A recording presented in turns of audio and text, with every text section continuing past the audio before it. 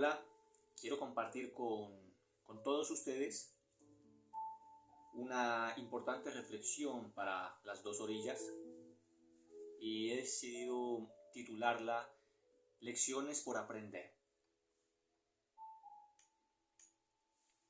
En estas dos Colombias que se mueven entre angustia y esperanza, hay lecciones importantes por aprender. Lecciones sobre educar en política y sobre la necesidad de formarnos como ciudadanos que tienen algo que aportar en la transformación de un país donde prevalecer es el máximo galardón. Para ser capital mundial de la vida, necesitamos, entre otras cosas, fortalecer nuestro sistema de enseñanza para debilitar la apatía política, la cual nos ha llevado a romper récords en participación electoral, pero también en discriminación, campaña negativa y polarización. Probablemente quienes somos padres tenemos una responsabilidad mayor en este asunto, por cuanto las generaciones emergentes son las que han de hacerse responsables de ese futuro, que puede verse con otros ojos si asumimos los siguientes errores, 21 más o menos. Algunos de estos errores los hemos estado cometiendo durante décadas. Primero, los padres de familia despotricando de la política. En parte, la política y todo lo que conlleva es mal vista por una gran cantidad de personas, ante todo porque hemos crecido escuchando que todos los gobiernos son ladrones y cosas semejantes. La pregunta es, ¿quién puede confiar en un gobierno así? La influencia de los padres sobre la opinión que los hijos desarrollan al respecto es crucial, y por eso no debemos desentendernos de la responsabilidad que tenemos de hacer ver que el hospital, la escuela, el comedero de mascotas o el parque están a nuestro servicio diario gracias a acciones políticas. 2. Los jóvenes reproduciendo discursos en el mismo sentido y bajo la gravedad de persecución ideológica. Se ha vuelto popular que los adolescentes se muestren a favor de algún candidato y muy en contra de otros sin razones suficientes ni evidencia de un pensamiento crítico que se muestre respetuoso por la diferencia. Este es un síntoma de la falta de formación política que tenemos en la familia y en el colegio, porque participar en política implica partir del criterio ético de la diversidad ideológica y del respeto por los demás. La democracia necesita representatividad y esta se logra únicamente con la participación de todas las posturas posibles para el consenso social y para la toma de decisiones. 3. Los profesores reforzando la unanimidad política. En la escuela lo que necesitamos es lo contrario, es promover la libertad de pensamiento bajo una ética para la convivencia. No se espera que los profesores se jacten de su conocimiento a través de críticas de opinión o comentarios marginalizados que logran desestimar a los estudiantes que en sus grupos representan una minoría ideológica o incluso política. Nada de eso. Necesitamos profesores que alimenten la discusión argumentativa desde el respeto por la diferencia para provocar una moralización política que no se consigue desde el adoctrinamiento o la comodidad repetitiva del discurso hegemónico. 4. Vivir en una cultura donde se cuestionan permanentemente los derechos fundamentales. No se puede amar una política que viola el derecho a la vida, la integridad, la libertad, la ideología, la colectividad, la elección o el honor. Como tampoco se puede generar una confianza por ningún gobierno ante la carencia de garantías civiles. Por ello, los adultos necesitamos transmitir a los menores un mensaje de lucha y de resistencia en busca de transformaciones sociales positivas, pero no desde el resentimiento destructivo, pues este enceguece al sujeto, llevándole por caminos desconocidos que se agotan en utopías rígidas y dogmáticas, tal y como lo expresó Sócrates en la vieja Grecia.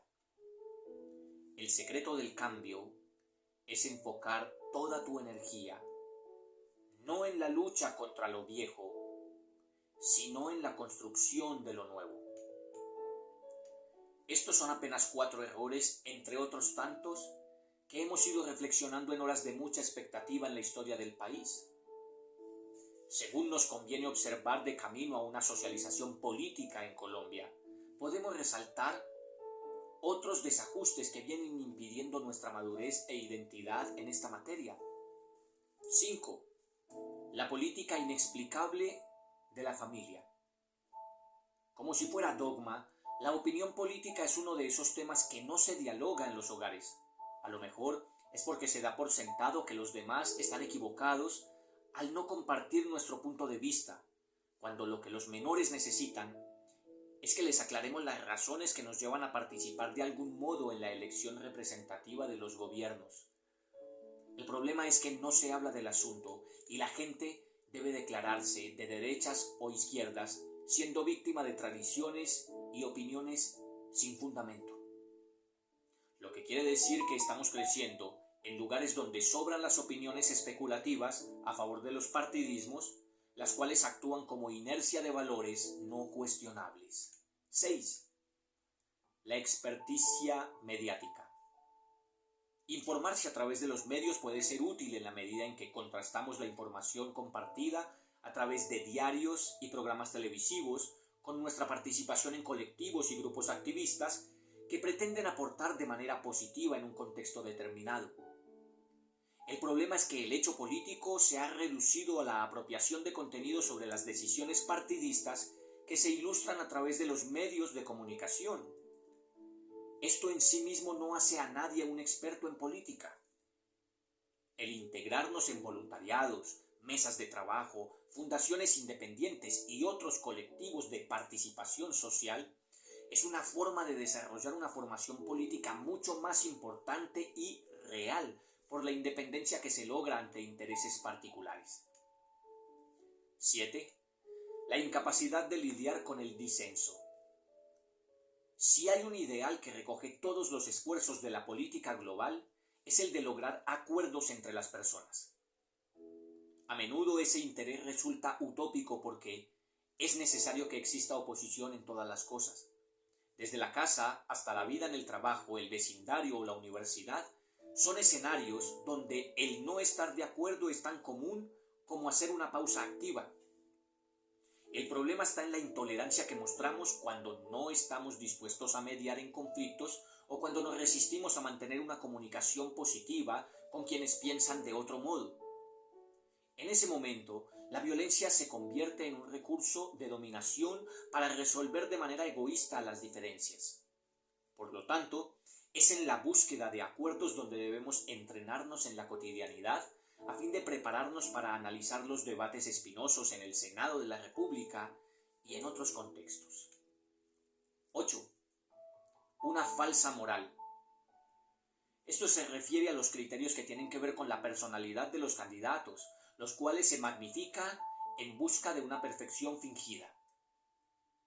Estas consideraciones caudillistas y mesiánicas de los líderes en política debe conservar una postura mucho más prudente que parta de la imperfección y de la humanidad en la gestión pública. No hay ninguna razón para pensar que la salvación del país recae en un hombre y, por lo tanto, tampoco existe razón válida para pensar que el presidente de la República es un sujeto superior a otros. Se tratará de líderes que tienen que tomar decisiones y ellas están sujetas a distintas fuerzas que operan de acuerdo a la situación específica en la que se encuentra el país. Por lo tanto, no hay por qué andar en función del candidato perfecto, porque esa no es una característica de la política.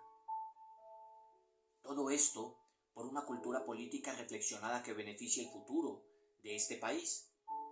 Para no incurrir en errores del pasado, ni permitir que la campaña viralizada vuelva a inducir la victoria o la derrota de cualquier candidato, necesitamos acudir a una ciudadanía que luche por el reconocimiento de sus derechos, pero no desde las vías violentas, ni desde el afán ofrecido por las tendencias ideológicas.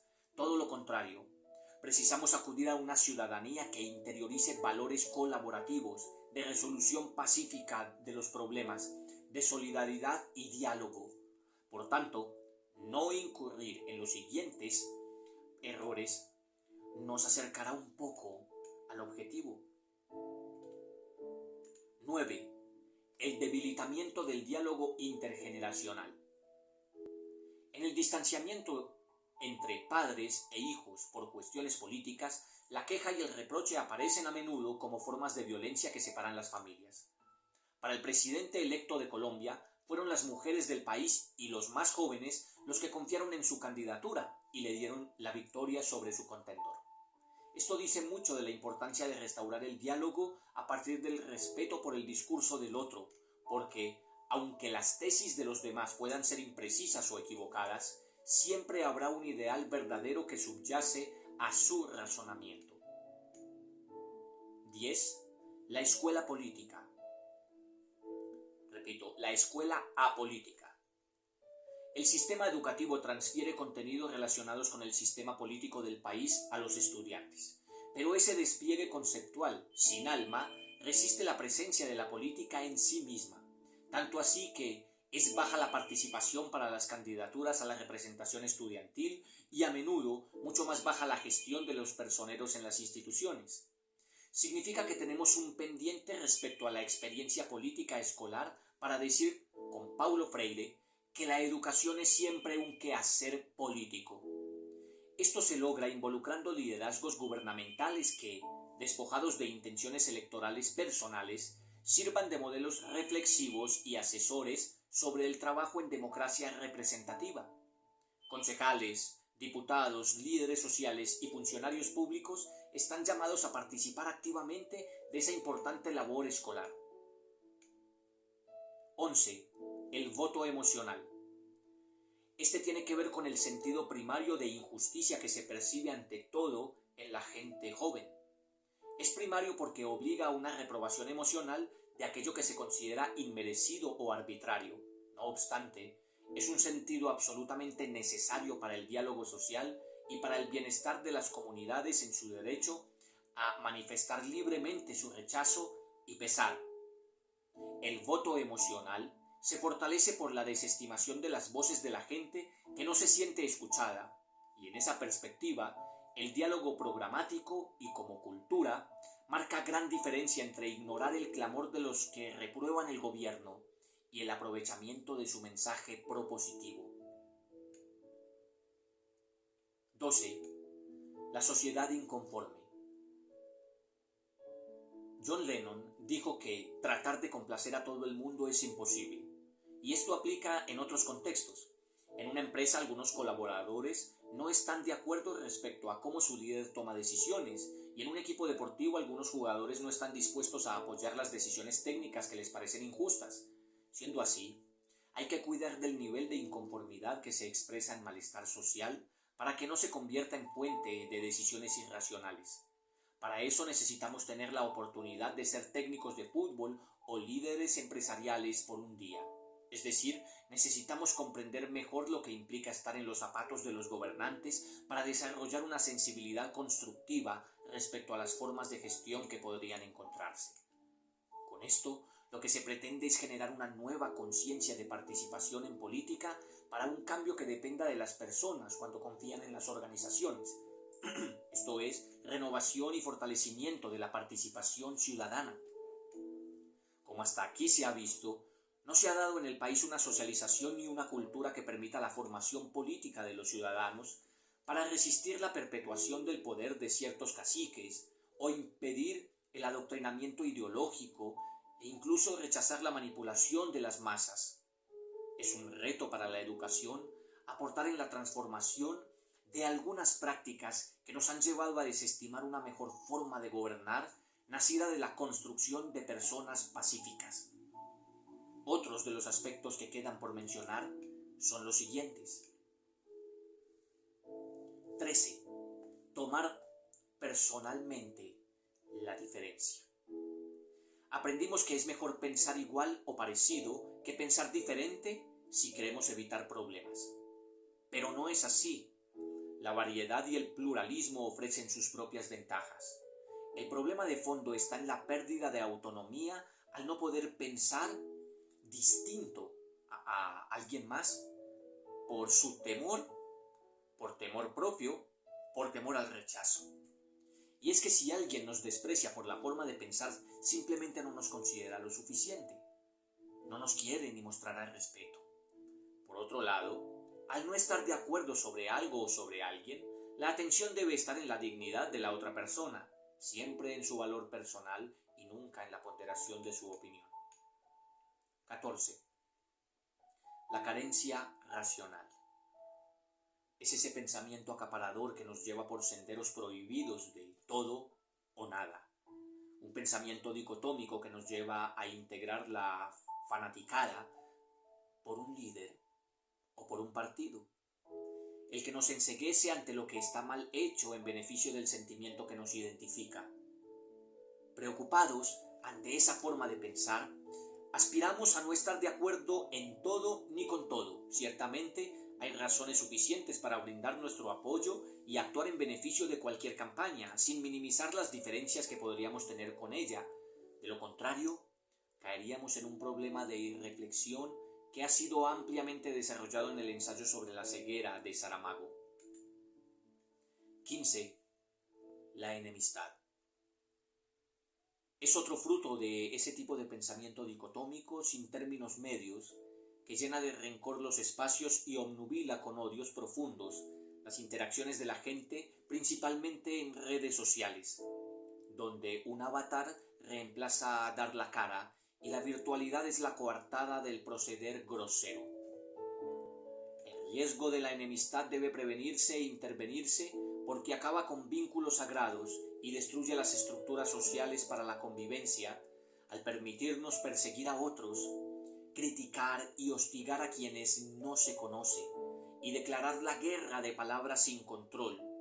Estamos sentando las bases para el desarrollo de fobias sociales que atacan la organización familiar y socavan la estructura ética de las comunidades.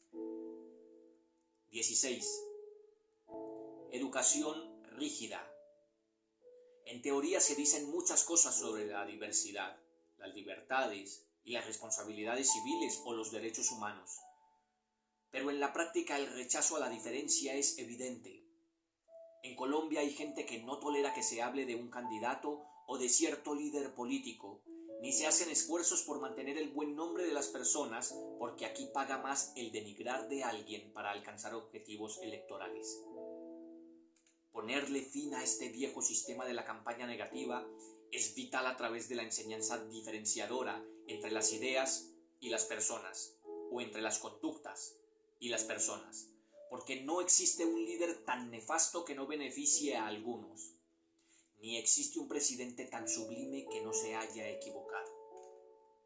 Como mínimo, la educación puede entrenarnos en la identificación de lo bueno, venga de donde venga, y en el rechazo de la maldad en cualquiera de sus formas, sin prejuicio ni sesgos malsanos. Antes de cerrar este artículo de lecciones por aprender respecto a la cultura política, hemos de consignar las últimas ideas que marcan un rezago en la forma como tradicionalmente hemos perdido la carrera por elegir los mejores candidatos. Entre estas últimas razones tenemos 17. La persona circunscrita a su opinión. Estas intolerancias que se dan por causa de la postura política de alguien son un cáncer que ha hecho metástasis en todo el tejido social. La opinión sobre política, sobre el deporte o sobre la religión no tienen por qué definir a nadie, pues hacen parte de sus motivaciones y de su forma de pensar, pero no son el todo del ser humano, pues a menudo lo que opinamos dice muy poco de lo que hacemos y de lo que sentimos. Así también es necesario separar el vértigo noticioso que nos bombardea con información sobre política para mantener el control sobre la polémica que esto tiende a suscitar. De manera que será saludable tomarnos un tiempo prudente para comprobar las noticias y contrastarlas con otras posturas antes de tomar partido de forma ligera e irresponsable. 18. La separación de Estado e Iglesia. No estamos en una teocracia, lo que implica que es vital seguir la admonición cristiana de darle a Dios lo que es de Dios y a César lo que es del César. Hay que cambiar esa tradición de defender con falacias las opiniones políticas, echando mano de las creencias religiosas, porque éstas no deben regular directrices para el país. La libertad religiosa es un derecho fundamental siempre que no se convierta en músculo de persuasión político. 19. Apatía social. Hemos crecido con la conciencia del voto como algo importante para el futuro del país, o como algo sin trascendencia, porque igual, quede quien quede, las cosas no van a mejorar.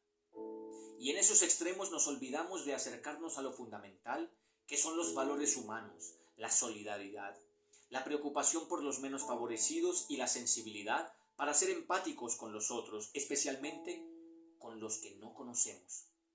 De tal manera que el aprender a ser sensibles en la situación humana, especialmente en las situaciones difíciles, nos proporcionará una forma de ver el impacto de los pequeños actos, esos que no son tan evidentes, pero que generan cambios reales. No hay una mejor manera de aprender la participación política que el servicio. 20. El estigma del político. La corrupción a gran escala ha evidenciado desconfianza hacia la clase política del país. Acabar con la ladronera fue uno de los lemas que más se utilizó por parte de uno de los candidatos a las presidenciales, mostrando con ello un sentir generalizado de decepción por aquellos que nos gobiernan.